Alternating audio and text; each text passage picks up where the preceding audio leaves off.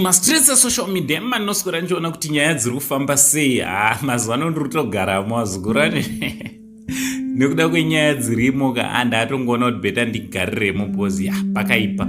Ndinaro post randiroda mapost andiroda kukuratidzai ekupindurana kwemashoko Passion Java naAmaititi. Anditi vaviri ava vane nhoroondo kumashure ekumbonetsana zvakare yekunetsana kusvika vazotengerana mota senzira yekuda kutsvaga ushamwari. Anditi asi ndisanda kuratidzai mapost awo.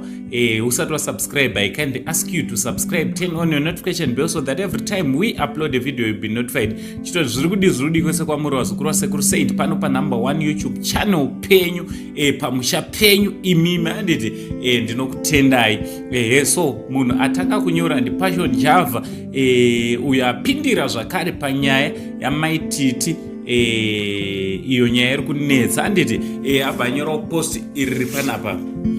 Ndoda kuti munatsozviverengera vazukuru, natsozviverengerai zviri kutaura naPassion Java kuti hanzi momuzi weMjolo ava zvikanzi avari vemadrugs here.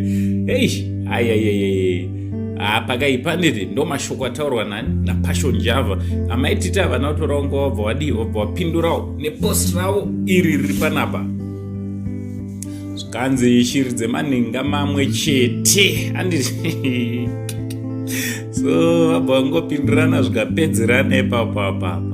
Zvinhu zvachona unotozvishaya kuti zviri kuitika vazukuru mumastreets kuatakana kunenge kwanga kwakanyanyisa paweekend panapa. Hameno zviri kunatsotora nzvimbo. Muchinyorawo comment section kuti munofungei nezvanyorwa naPassion Java uye naMaititi. Hakusi kungodawo relevance here nekutongoona kuti nyaya iri kubvira akatirega ndingonyorawo mukomana.